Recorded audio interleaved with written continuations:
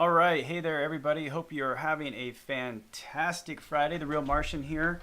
Excited to be with you. I think I got my computer all set up today, and everything seems to be running well. I've also got my boom mic going, so hopefully sound is a lot better. Let me know what your thoughts are. TGIF indeed. Glad you're here.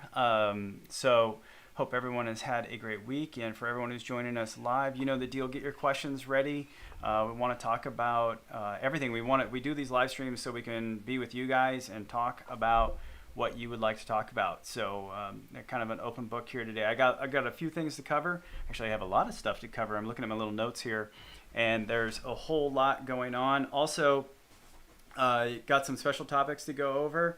And Bart isn't going to be able to be here today. He's out and about getting us money that we need. So prayers to him as he's out there making good things happen.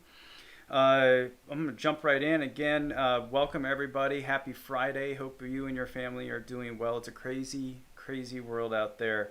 I want to start off with what's going on at Eden. So not really any YouTube videos coming out on Eden stuff right now on The Real Martian on our builds because there's just so much work to do. It's really difficult to get the camera and everything going when there is so much work. And some of it is just, quite honestly, it's just work. It's the stuff that you don't, you deal with every day, and you turn into YouTube, you go to YouTube so you don't have to deal with those things, paperwork and all this stuff, computers not working, and oh my goodness, there's so many things that we have to deal with that are not fun and exciting. But here's what we got going on. So we completed part ordering a few weeks ago, and we've got almost all the parts here for the next 2 grow towers. So we're very, very excited about that.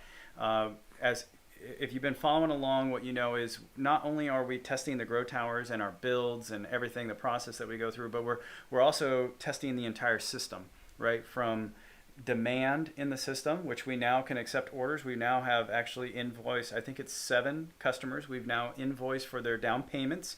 You can go to edengrowsystems.com. If you're interested, you could check out the towers there. I think we have 3 or 4 variants that are available, and you can go sign up. And we're actually live. That's a live site now. It's fully taking payments, and we're doing all that stuff is happening. So we're very excited about that. But from the moment we get that signal, then we have to be able to order all the parts, and we've created all our bill of materials. We've loaded them into our ERP system. That's Enterprise Resource Planning, or ERP for short. And we're testing that stuff all out. We're figuring out how it all works. And actually, this time around, we did that for the last builds as well. It was a little rough, lots of growing pains, but that's why we do it. And this time around, like 100 times better than what it was the first time. And we're really getting better with our systems and our tools, and really, really happy. The professionalism is just step function increasing each time we do this. So we got parts ordered, but there were a few problems in our BOM bill of materials. It's a list of all the parts, and we found them, and we're fixing them. So we got all the parts are now ordered, and they should be here actually this week. Today you should get a good shipment, and there might be a few more that come in next week. But all in all, we've got parts here for the next 2 towers, and we're going to be building a single deck, which we call the ET100R. That's a single deck with a reservoir. And we're going to be building our first ET300, which is a triple decker, 1, 2, 3. And that's going to stay up here at the ranch for testing, because we never built one before. So we got to go through the testing and see how that all does. But that's a huge increase in output for that. So we're really excited to be getting that ET300 built. I got all the parts here to do it. So very cool. Once you get parts here, you got to receive it. Now, if you're following along and you kind of seeing how this whole channel and everything we're doing is developing, we kind of go out and we come up with ideas and we build them, design stuff, of course, and we create drawings and do all this stuff. So we're a lot more than just garage tinkerers here. We actually are really trying to do this for real. Obviously, we have a company. So when you receive your inventory, your inventory shows up in UPS, FedEx, DHL, whatever, and then you have to stage it, and then you have to open up the boxes, and you have to go through and receive it all. Now we're going through that process as well, and actually it's going pretty well. Eli has been taking care of that, and we received everything. There's some problems. We've had to redo inventory. We had to do some cycle counts already, and all of these things like I said, you're recording this for YouTube. This is stuff that people do at their job every day. You know, you don't want to go to YouTube and watch someone doing an inventory. You're like, oh, that sucks. I just did that today.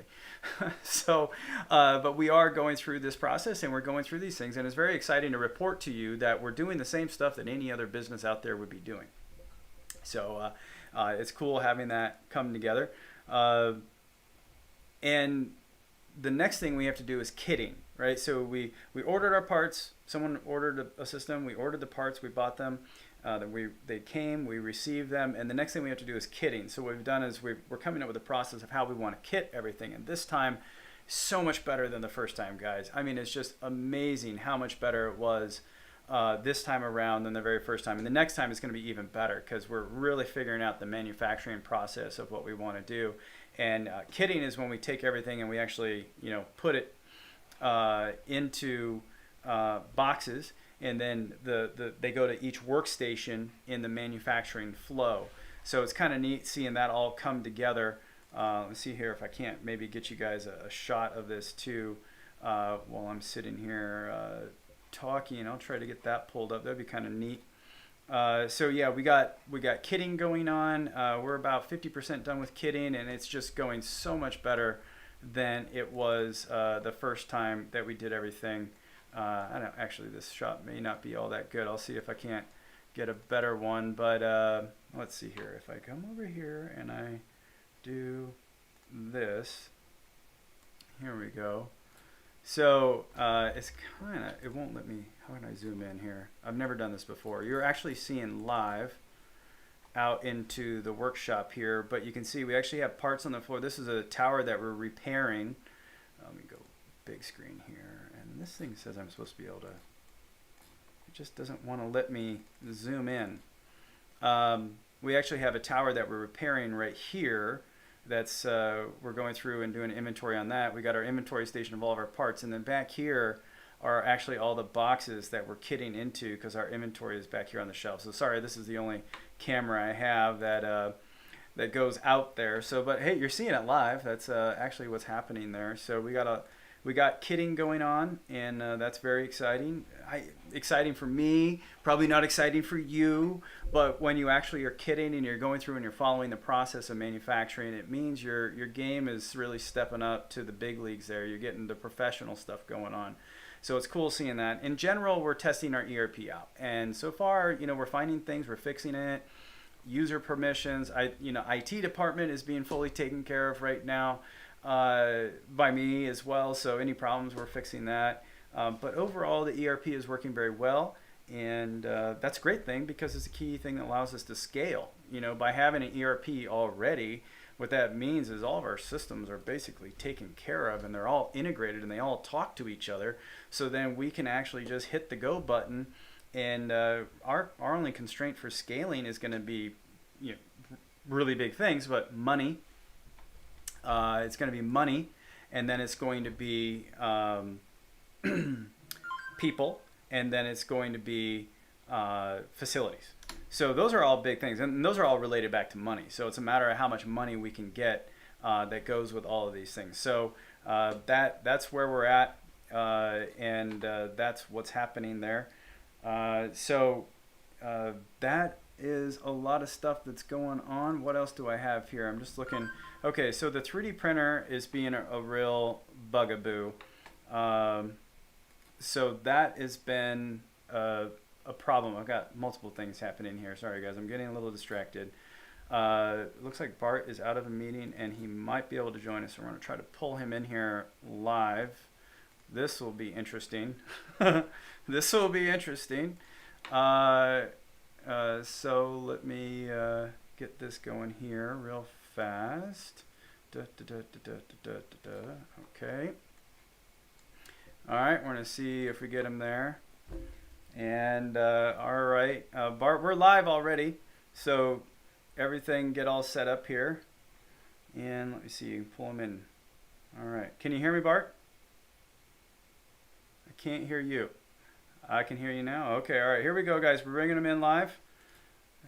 There we go. All right, there's Bart. There I am. So Bart, I was just going through everything that we've been working on this week.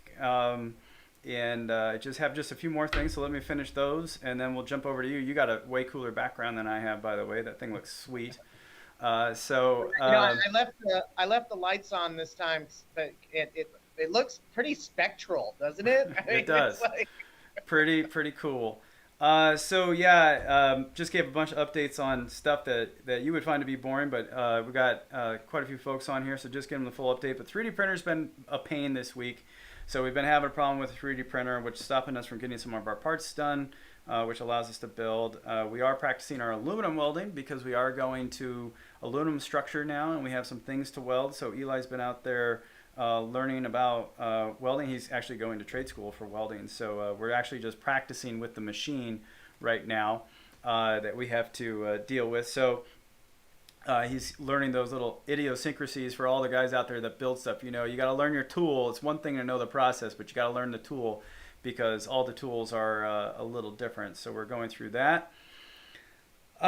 We completed one of our first, actually, it was our first design review as a team. So we got 8 people working with us now, 1 volunteer, and we did our first actual design review, which was way cool from my perspective to go from where we're at to having 8 people and now doing actual design reviews. It was cool. So seeing that, and that went really well. The eating control system is what we were reviewing, so that's going to be exciting getting that out to everybody. Hey, we got as a company, and this is another one of those things behind the scenes, but we actually got benefits set up this week. So last week or 2 weeks ago, we got payroll set up, and now we got benefits set up. So things have come along a long way. And the last thing I have, just for a general update, and then we'll get Bart back on the call here, is the build. We're actually, we're going through kitting, but we're actually starting to get some parts fabricated that we need to fab, and we're going to start building up. So I see we got some questions here. I'm going to, oops, I keep hitting the wrong screen. There we go. Let's do that. Okay. So Alex is saying, would love to put together a CSA and grow only with your products, maybe build out a shipping container like you've talked about. Yeah, that would be awesome, Alex. We think the answer to food security and food independence is in the community, and having the ability to have you get our products, which we always say we're going to teach people how to fish and sell them a fishing pole, is where we're coming at from all this whole thing. So would love to be able to talk to you more. Shoot Blaine an email or shoot us an inquiry at eatandgrowsystems.com. That's inquiry at eatandgrowsystems.com, and we're happy to help you out there. 12 Packs asking, what are your recommendations for shelf spacing between upper and lower shelves on a vertical rack, say for butter, lettuce, or leafy greens? Minimum is 12 inches. 16 inches is really kind of where you want to be. Our decks are right about 13, 14 inches in spacing. So that would be where you would want to have that spacing. What you really got to do is make sure that your lights are at least a few inches above the maximum canopy of your plants. So that's it, and it depends on what you plant. Now Bart, there behind him, he's planted a whole bunch of stuff in that double decker that is a lot bigger than the double decker. So Bart always loves to push. See, I'm the guy who designs it, thinking, well, this is how you use it, and then Bart's like, well, I could do all this. So then he's put all those things in there. So Bart, what do you have planted there? And I think you are on mute, by the way. Looks like. yeah, no. So we have tomatoes, and we have heirloom tomatoes, we have cherry tomatoes, okra, cucumber, um, bell pepper, jalapeno, arugula, and I posted some pictures the other day. The light's going to overpower it, but the okra is actually coming in really well. Obviously, I'm learning myself as I'm going along. I just grab what I want to see grow. The okra is coming in, and it's coming in really well, and we have a whole bunch of sprouts on it. But we are getting some, like what you're talking about. The canopy of the okra has grown too close to the lights, and so some of its leaves are actually burning off. But it seems to be adapting to that. So probably wouldn't want to do okra in the double decker tower. You would probably want to do it in a tall tower. I'm guessing that it would probably perform even better. But some of the sprouts on some of the okra plants, we have 4, 5, 8 okra pods coming in on some of the plants. The tomato That's plants awesome. Yeah, the tomato plants are flowering. And I haven't even started putting in the bloom solution. We've just been using the grow solution up till now. I'm going to start putting in the bloom solution this week. But the jalapeno and pepper plants, even though they're very small, are already having blooms as well. So I'm going to be hand pollinating. Oh, and the cucumbers have had crazy blooms for the last couple of weeks. They were the first ones to bloom. So really, my plan, just to give a little background, is to I got this brush. Oh, yep. The Looks manual like a it's pollinator. Yeah, it looks like a little bee. I'm going to attempt to hand pollinate everything this next week, but I've also been looking in the Houston area trying to find a grow technician, and I know we have some contacts too that I need to look up and call and have somebody come in here and from what you told me, Jeff, I need to trim the tomato plants, and that will encourage more flowering on the plants. So we're at a stage now that I want to trim the plants next week, pollinate them as much as possible, and hopefully and add the bloom solution. And hopefully 2 or 3 weeks after that, we might actually, have a whole bunch of tomatoes and peppers and cucumbers on top of the arugula and the okra that we have coming in right now. Yeah, that's awesome. That is awesome. So I'm gonna flip over. You won't be able to see this part, but I'm gonna show the folks online here. Let me see. Flip over to the screen. I'm giving them a live shot of what's in the towers. You saw that earlier in our team meetings. Right now, I'm showing this is the single deck. I think we're on week 4 of growth right now, and we planted everything directly into the pods. We had some older seeds that Eli kind of discovered. The older seeds didn't germinate all that well, but everything else, as you guys can see, germinated extremely well. We did go and buy strawberries because they had them already at the market there. So we put those in, dusted them all off of their dirt, and they are growing amazingly well. Everything is just taking off. You can see we're about 5 inches off the deck already, and it's just been a few weeks. This tower here, this is the tall deck, kind of a more interesting camera perspective, but we've got 4 varieties of grapes that almost all of them have now sprouted their leaves, and they're now growing up. And we've actually pruned the tomatoes already, and you can see this one, he's about 10-12 inches off the deck. And folks, these all started from seeds and germinated directly in the tower, which is one of the questions we had is, are y'all planning on building a germination rack? And the answer is not right now, actually. We're actually looking at going just with direct seeding into the towers. And what we're finding is that, you know, everything actually germinates very, very well in the tower if you have, good temperature, 65 Fahrenheit or, 70 right in there. They'll all germinate.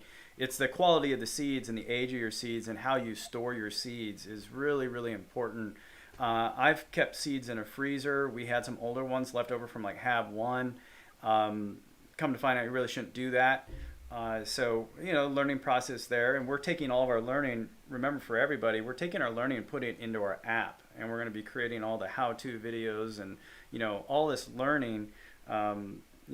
People will be able to go to grow.eatandgrowsystems.com and they'll be able to sign up for our app, and then all this information will be there, not just for our towers, but also for their gardens as well. So everything that Bart learns, everything that I learn, it's all going in there, and everything Eli.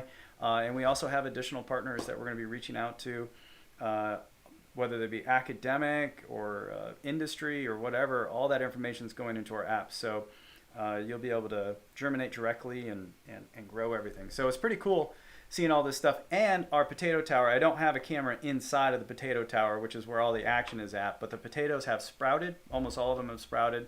And we actually have some that are starting to work their way up and actually start getting some leaves on those. So from a grow op standpoint, things are looking really, really good. And that's kind of the update from my side. Bart, you were out last week because you were out talking to some folks about money, and today you've had some good conversations. So got general updates for people? Sure. Just right now, the whole focus is, getting all of our investment in so that we can start to deploy and do our manufacturing facility and grow facility down here in Houston, Texas. I know that I'm really excited about getting our tower to Texas A&M. I know that we're going to have that. When's the plan deliverable on that, Jeff? I know you tell me every week, but Yeah, we're hoping to have that in October. So Okay. one of the weeks in October, we'll get the towers to Texas A&M. So I just, really being able to grow to get more detailed with the grow profiles is so much of what we're, mechanically we know the towers work and we've made the plants grow in them and been successful with it, but now really getting deeper into that and tweaking that and working with our academic advisors, working with some of the NASA scientists that we're developing conversations with, um, that's the secret in the sauce that's really going to allow us to start creating the grow profiles on the tower that will be very much attuned to which plants need what. Because, you know, some plants need different spectrums of light. Some plants need more light, less light, more of a certain compound, less of a certain compound. Some plants don't like each other and nobody even knows why. But if you plant the plants next to each other, they don't grow as fast, they don't grow as healthy as they can. So, you know, just I constantly marvel at how far we've come. And then I look at all of the possibilities of what we're getting ready to do and just all of the amazing resources that we've been blessed with, having access to these academic institutions and these scientists and these professors that they just live plants and they really just want to understand these questions that we're trying to understand, which is how do you create the best grow profiles for specific plants? We were having a conversation, our VP of business development and I, with a contact yesterday, and one of the things that really came up that most people don't know about is the fact that growing operations all over the world and even countries guard their growing techniques as state secrets. I mean, like in the Netherlands, they protect how they grow their plants in their indoor greenhouses. It's considered a state secret, like a national security asset.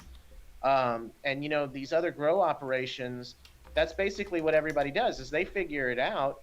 They get the best people into their operation, but that's it. The knowledge never goes any further than that. So, I think what's a really revolutionary about so much of what we're doing is, and it's important to communicate this to everybody, we're creating systems that will allow you to scale to any size and have the most efficient, productive growing system commercially available for you to buy. The only way that you're going to get a better performing system than what we're building is if you go and work with a company that has, hundreds of thousands, if not millions of dollars invested in the infrastructure and the knowledge infrastructure and the knowledge base to deliver.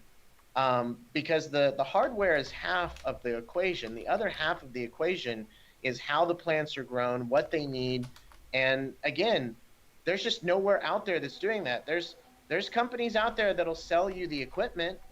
There's companies out there, whether our systems or whatnot, there's companies out there that you can go and start buying everything to do your own system, but you're going to spend thousands of hours first figuring out how to make the system operate correctly and then going and doing your research. I mean, Jeff and I have been doing this research. I mean, gosh, Jeff has been doing it at least for a decade. I've been doing it for 5 years now. We get to talk to some of the top scientists, top academic researchers in the country. We have direct phone lines, direct emails to those people. We read all of the literature. And even with all of that, we're still not master growers. So, the thing is ultimately our goal here of what we're doing is to give people the capability of having their own small, whether it's for their individual family, all the way up to community level and larger, of taking our towers and you can build on top of them and everything is going to be mapped out for you. You want to grow potatoes? It's going to do that for you. You want to grow okra? It's going to do that for you. We have clients right now that they want nothing more than to grow hemp in it in one of the tall towers, and we were talking about that this morning. So I mean, it's just we are going to develop these systems. We are creating the widest possible commercial system available for anybody to buy that wants to be very serious about their growing and a versatile system. You can be setting this up in your garage, in your farm, in a shipping container. You can be doing it in the northern latitudes, the southern latitudes. It's our versatility, the versatility of these systems and all of the different things that they can grow. And the fact that we're making it all plug and play, turnkey for the end user, that's the revolution that we're making with these food systems. Absolutely. Yeah, and we got quite a few folks on, so I just want to say hello to everybody. Thank you for joining us here. We got Bart Womack, CEO of Eat and Grow Systems, and myself, just giving you our weekly update. Really want to say thank you for joining us on this great Friday. Happy Friday to everybody. Nidal has definitely pointed out, hit that like button, bash that like button, everybody. Be sure to subscribe and sign up for notifications. Got a lot of good stuff coming that we're sharing with everybody. And we're here for you guys. That's why we're doing these live streams. We really want to be able to engage with you. We want to know what your thoughts are, what you're thinking. So be sure to put in your comments, and we'll, as we stop our updates, and we'll check the questions here. It looks like we're all caught up on. Oh no, we have one question here. Beehive tower. We got a beehive tower. This is a topic Bart loves because he really wants me to have insects as our pollinators, and I'm like, Bart, we're gonna have insects all over somebody's house, and there's gonna be an infestation, and we're gonna have all these things. But if certainly God's creation shows that insects are, I mean, most of them, a lot of them are built. I shouldn't say most. A lot of them are built to do pollination. That is part of their function in God's creation. So. Certainly, that's something that we want to look at. I'm just worried about having infestation. You have a. Well, let's talk about it for a second. I think when it gets to when you're down at the home user, and you're talking about somebody that's setting up towers for their immediate family, and it's, if you're in an apartment, if you're in a sealed space, urban environment, then yeah, you're going to buy one of these brushes or a toothbrush, and there'll be videos on the website that'll show the different plants and literally how you want to do it with each of the different plants. And in that scenario, that totally makes sense. But let's say that you're living in a suburban environment, or you have a large open air patio that's covered but open to the elements as well. Those kind of scenarios, it totally makes sense that you would want to position your tower so that once a week, you could open up your garage, or if it's out in a covered area, it can just be left out there because you don't want to leave it in the sun. You don't want it exposed to the elements, but it would still have that insect access. I think when you get into the small level and the mid level, now you're talking someone that has 20 towers, 30 towers, and they're wanting to produce, things that have to be pollinated, like tomatoes, cucumbers, or you move up to the mid level.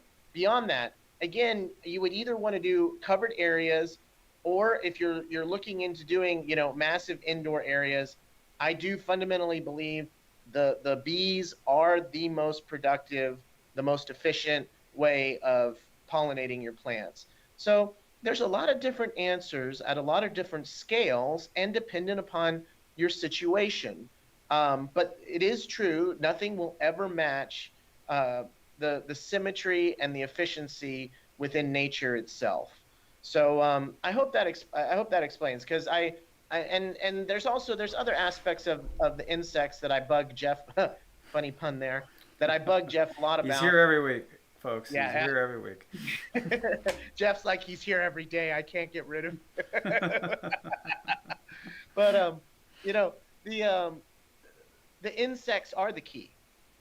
And the insects are a key on a wider base that we could get even way more interesting and technical about, because what my analysis is that insects are the baseline of harvesting materials and transferring those materials within nature. And that's literally how so many things are moved up through the food chain, is because the insects are at the very bottom of the food chain. So when we get into trying to create complete self-sustaining systems, and this is the ultimate dream of Jeff and I, which is to take the Genesis system that he's created and to maximize it to the point that it is emulating nature perfectly. And what that means is that it's a closed loop. And I think the only way that we can ever get there is to utilize the insects as a harvesting mechanism to be able to deliver the key nutrients to the fish and then the fish then pass those nutrients through their bodies into the water mixture that then feeds all of the plants. And that's how we will ultimately, but that is going to be a long-term research project that will involve probably all of our academic partners and us even trying to get more academic partners that are specifically focused in insects. But last anecdote on this is there was a really interesting operation that I was made aware of in India where they take public toilets that service whole neighborhoods. So in a lot of the Indian higher metropolitan areas, there'll be essentially a shipping container or a box that's dropped down. It might have 20 toilets in it, and you pay a quarter to use that toilet. And those toilets are regularly cleaned and manned. Now, that's a service in itself that people over in India are paying for. And what this specific brand did is every couple of weeks they come in, they take all that poop, and they take it out and they put it in a field, and they put soldier flies on it. And soldier flies are interesting because their mouths aren't big enough to bite humans or animals, so they can't transmit disease. And what the soldier flies do is they sit there and they eat all of the poop. And because of the nature of how their digestion systems work, they don't break down any of the elements. So they're actually considered a reservoir of heavy elements. And this makes it very easy for them when they're eaten by the next stage up life form for them to pass those nutrients and those elements directly into that next life form. So what they're doing in India, they put the soldier flies out on the field, and after about 5 or 6 weeks, they come back, and the entire field will just be covered in soldier fly larvae. They then take that larva, they vacuum it all up, they uh, they shoot it in what is it? I'm trying to remember. They disinfect it, and then they freeze dry it, and it gets reduced down to a fish food that's a highly organic, super nutrient dense fish food. And this is a way that you could actually, they're just using it because they're making money off of the toilet services, and then they're taking the waste product and just turning it into high-end organic fish food. But this is how nature has shown us a specific mechanism that it's recapturing all of those nutrients. And as Jeff and I both know and have talked about, human beings are nutrient sinks, but we also pass through a lot of the nutrients that don't even get used. So whether it's the biodigester that we're harvesting the waste material from the plants when they're done, or when the plant's done and reintroducing that back into the system so that we can be utilizing that nutrient loss, or eventually we're harvesting, poop through insects. It's these reclamation methods that nature itself has produced that will allow us to continue to maximize the system and get to that end goal, which is to create a closed loop system where the only nutrients that are being lost are the ones that are being incorporated into the humans as they're digesting them into their bodies. Yeah, the insects and just the general process overall is really really cool. I didn't know India was doing that stuff. There's uh, there's so many things that are out there. It's quite honestly it's overwhelming sometimes. All the stuff that you can do and how God's creation just it's amazing. Honestly, it's just amazing how it all works. So The uh, symmetry and the symphony of nature, and that's why we call the company Eden, and that's why Jeff called it the Genesis system, is we're not trying to change nature. What we're trying to do is understand how nature functions because it is a perfect system, and combined with our understanding of that, utilizing high technology and ancient grow techniques, bringing all of that together is what's going to allow us to create these super functional systems that can outperform while still working inside of nature. absolutely. Absolutely. Okay, well, I'm just checking here our time. We're pretty close to the end here. Looks like Nidal is asking, do you think that introducing fungi from a nearby forest to your system, and I wrote, Nidal, I wrote you, okay, so it looks like they're kind of answering. We got something going on in the chat here, which is way cool. That's creating a community for people to talk to each other. That's part of what we want to do at Eden. So looks like Nidal and 12 Pack are taking care of business there. I'm not sure what the question was.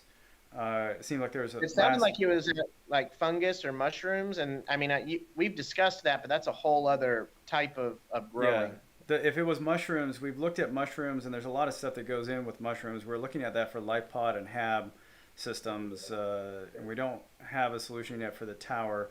Our next major thing on the tower is going to be the digester, bringing the digester from the Genesis system into the tower, and essentially that'll create every tower will be essentially a small life pod or small Genesis, system habitat onto itself. So that's kind of our next steps there.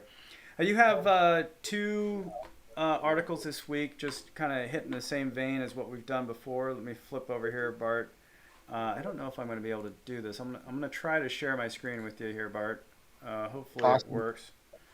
Um, okay, so hopefully you can see it. We got YouTube streaming, and we've got video coming in on Teams, and now we've got desktop sharing. I am just really thankful for Starlink at this point. So here we go. I've had the article up here so everyone can kind of see it. This is from Bloomberg, which I think, in all fairness, is kind of a more liberal leaning document, but in this, or publication, I should say, sorry, not document. Um, Food is the most expensive it has been for generations, and extreme weather, rising shipping costs, and worker shortages means things could even get worse. Now, uh, weather is definitely playing a part, and I'm not going to go into is the climate changing and all that. I will just simply say that weather is playing a part in food security right now. It is having a major impact in, uh, well, definitely in the United States for sure. Our Midwest and the crops that they have there. I have boots on the ground in North Dakota that I get feedback on, where they are actually having some crop problems there. So that's real world reporting. I've had reports from Brexit, the guys over in the UK, where it's more of a worker and logistical shortage that's actually leading the shelves to be empty. So if anybody's over in the UK, I'd like to get that verified. But the place where I got that information was from a person on one of our live streams a few weeks ago. So, and they were in the UK. So I believe that's the case. And we're certainly seeing that here in the United States, where it's just better for truckers to stay at home. In fact, I was talking to the UPS driver. I said, "Hey, how are things going? Are there's anything there?" And he said that, well, a lot of people have left because they're treating people really, really badly when it comes to trucking. They're just treating them like robots and running them in the ground. So the truckers, from a human perspective, they're sitting there going, well, why should I work when I can just stay at home and get money and not get treated this way? So there's a lot of things going on right now that aren't just the pandemic, that are causing these prices. Weather is a big deal. Drought, obviously, in the United States, but drought elsewhere as well. And early cold in some places, or late cold down in the southern hemisphere for the folks down under. So this chart here caught my eye. So in the 1970s, there's a huge inflation spike, and they're saying it looks like $137 for a grocery bill, I think, is what this chart, real food price index. Um, so what we're looking at right now is we're almost up to the point where we were back in the 70s. Now, I was only a few years old, so I don't remember this, but what I do remember in the 70s is that's when you saw all the gas lines and everything, and there was rationing going on because inflation was out of control. And there was, well, inflation, and then uh, crude oil availability and all that was all a challenge. So we are, from a historical standpoint, entering potentially uncharted territories here, which the Bible and the Black Horse seem to kind of come up when I think of that. So, but there's more going on. There's trying to figure out, price gouging is definitely happening. We're seeing we see this a lot with the beef producers, right? I shouldn't say producers. I should say slaughterhouses. Is the price of beef has been going up at the grocery store, and unfortunately, the cost of beef has been staying the same. And what I mean by that, price and cost, two different things. So what you pay is your price, and what it costs is cost. And the the ranchers are not getting paid any more money. The cost of beef has been set. It's been stable. It does this on the trade and all that, but it's been essentially unchanging. And what has been going on is the price has been going up because worker availability at the slaughterhouses is down, and they can charge more. There's probably more going on there, but those are the basic math things. So we're seeing the cost of meat is really just bumping up. There's also fertilizer challenges. Now, this article talks about some others, but I'll give you some background that I've seen in the last 15 years of being engaged in this space and getting more engaged is I think it's phosphates globally. We mine those, the raw phosphate mineral, and then that's what we use for a lot of our fertilizers. Well, it's kind of running low, I guess would be a good way to say it. So there is a challenge with fertilizer availability. So that's why getting our digester is going to be so important, so we can recycle things. We see Brexit here as well. That is causing a problem. The climate things that are going on, the drought in the West is a big deal. The West, I would tell you from my research, the West is normally in a drought. That is the normal state for the West of the United States. So California, Oregon, Washington, mostly California. California, historically, if you look at its 1,000-year trends, it tends to be in drought. And what we're coming out of is its abnormal period where it was very abundant in water and very fertile. But it's going back into its normal cycle. But here's the rub is that California provides 1/3 of America's fresh produce, and it provides 2/3 of America's nuts and fruits. So that drought down there is a really big deal. So what's the point of all this? You're using fear to try to get people to buy your systems. No, Bart and I have been very, very clear about this. We don't care if you buy our systems or not. What we're trying to do is give a public service announcement. Grow your own food. Start now. If you haven't, go get seeds, figure out how to manage seeds, where you're going to get your seeds from, stock up on seeds, get those emergency survival seed packs, get that stuff, and start getting food in the ground. Start with a little, grow your way into it. If you think you can wait till the last minute and start growing food, let me tell you, you're in for a rude awakening and a lot of failure. So it is far better now for you to get out there and start growing your own food, raising chickens, raising rabbits. Those are great things to start with. Some people say goats is a great starting point. I would kind of caution you against that. You need fence, or they kind of escape artists. People say cows are kind of hard to start with too, but I'll be honest, if you have good fence, cows a good place to go if you have the land. If you don't have the land, systems like what we're providing are the way. You do need to grow your own food, or you will be dependent on a system. Well, last week I brought up the articles where people were not able to get food for the public school system. And I think most people have already heard now Kentucky Fried Chicken can't even make enough chicken for itself, and it controls its chicken. Like, it controls its entire vertical. So we are having food challenges. That is a real deal. I don't want people to be afraid. What I want you to do is be informed. We want you to be informed, so you go out there and you actually start preparing yourself and doing what you need to do, so that when this thing gets worse, which all indications are is that it's going to, that you're ready and that you can take care of yourself and take care of your family and your community. So Bart, any thoughts from you on that? Yeah, it's just what people need to understand is Jeff and I both started our journey on this because we were separately doing trends analysis almost a decade ago. And the reports that we were drawing from were from Chase Manhattan Bank, Homeland Security, NASA, British Ministry of Defense. These are systemic trends that we're dealing with. The patterns in nature, the patterns in the supply chain, all of these were predictable in that we didn't know exactly down to the details how they were going to happen, but we could see the trends developing. And right now, the trends are still moving radically in those directions. So none of this is a big secret. None of this is hard to understand what's happening. So it's just, we're just trying to help everyone understand and educate them with this information, because things are going to continue to move in these directions. And as long as we continue to move in these directions of resource depletion, the destruction of the environment through factory farming, which is very, very real. The resource depletion, whether you're talking about water, whether you're talking about fertilizers, political and economic disruptions, you know, all of these trends are on the table. They're continuing to converge. They're continuing to cause real world effects.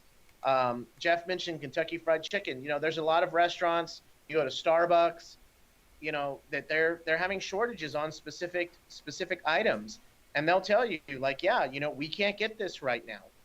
This is the beginning. This is not the middle. This is not the end. This is the beginning. And if you're not taking action now to secure your wealth, to secure your family, to secure your food, you're going to be caught out. The reality is I really realized last night I needed to make another round of calls to a lot of my family, because in the modern world, it's very easy, especially in the first world, for us to feel this sense of security, not understanding that the world that we've grown up in is actually not the norm throughout history and not the norm throughout the rest of the world. We have lived in one of the most abundant periods. We've lived in the most abundant period in recorded human history. So it's really hard, especially with all of the distractions, and even the politics, everything else can become a distraction, because once something becomes politicized, people go into their separate camps. They don't want to listen to any other information. They just want to believe what they want to believe. And there's a lot of invested interest in wanting to keep people just locked into watching their Netflix, going along with the program, submerging themselves deeper and deeper into a system that supposedly can give them everything and take care of everything. The problem is once you live that lifestyle of living in a system that supplies everything for you and takes care of everything for you, when that system goes down, when that system has its own self-interest, it's going to put its self-interest above your self-interest. That's just the nature of politics and power throughout history. So, I try to even avoid talking about any of the generalities, any of the specifics, because when you get specific, again, people get political. They only want to hear what they want to hear. From whichever vector you want to understand it, your world is becoming more unstable. Unless you want to be under the control of other people or at the mercy of organizations like Walmart, Amazon, Bill Gates, or the federal government, that's one of the things is how people have forgotten every single thing the government touches gets worse. That's a point of fact. There's no debating that. Every time the government gets involved in something, it becomes worse. It doesn't become better. So, if you allow the government to take control of your food supply in a time of emergency, and you're depending on them to feed you and take care of you because there's been some kind of collapse in the food supply that's been brought on by any one of the things that we've talked about today, then you're going to be a victim. You're going to be controlled, and you're not going to have control over your life, your wealth, your family's survival. So, I just sometimes I get flabbergasted, Jeff, and I even worry because I'm like, how do we explain this to people and break through to people? And I know the ones that are finding us here are the cutting edge of thinking, that are understanding these problems, and we're here to serve you. We're here to give you everything that we have. The other week, Jeff and I were talking about it, and we worry every day about what's going on, about just even managing the supply chain to make sure that we can get our products out the door. And he and I both came to the same conclusion. It's like this is what we've chosen, and we're going to man this wall, and we're going to stand on this as long as we can, and be broadcasting this message and trying to help as many people as we can with understanding the nature of the situation that we are all in, and with understanding that the only solution to it is for all of us to individually take back our power, to take our destiny into our own hands, and to take farming systems like this and begin supplying for ourselves. And again, it doesn't matter if you have no resources, it doesn't matter if you're a millionaire. There are people, either one, it actually doesn't change the equation. You need to be finding the others in your community, around you, in your family, that are like-minded, that understand what's happening or can understand the message, and start networking with those people and figuring out, okay, what can we do? And it can start with buying one chicken. I mean, one chicken will lay, a good layer will lay 1 or 2 eggs a day on average. And one chicken can be feeding off the insects in your yard or your table scraps. So, and that's a start. I mean, figure out what plants grow natively in your area that grow well, that you can just throw some seeds outside and not have to worry about it.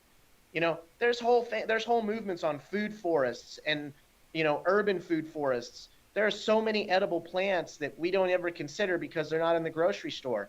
There are a million different solutions to this problem, but they all require one thing: action. You have to take action. Absolutely, that is the big thing, and I think Bart said it well. Is that we're standing on our wall and we're doing what we can, and we're going to be broadcasting for as long as we can this message of independence and food security. I have this quote that I was pulling up here. Um, I I've been seeing a need to get more information out like this. They that can give up essential liberty to purchase a little temporary safety deserve neither liberty nor safety. And I think that's kind of a profound quote there. That's from Benjamin Franklin. Y'all might know him. Some of y'all might know him, founding father. So uh, it's. I think we're at the stage where people need to definitely become more self sufficient, and that is where I'd like to kind of end this week's briefing at. Is you guys need to work on your stuff. You need to get your house in order, and whatever you do, make sure you're looking at food. Make sure you're looking at how you can help your community integrate. Lone wolves aren't going to work, so definitely get that together. And with that, I don't see any more questions, Bart. I think we're a little bit over our time here. So, any closing thoughts for folks as we finish up?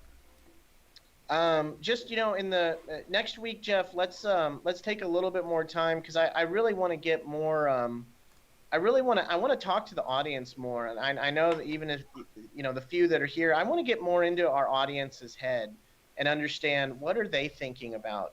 What questions do y'all want answered? What motivated you to start this journey? Why are you watching The Real Martian? How can we best serve all of you best? Because that's honestly what we're trying to do here. We're trying to be of service, and I want to get more of their feedback next week. Or if you're watching this later on, leave a comment down below, and tell us, what are we doing right? What are we doing wrong? What do you want to hear more about?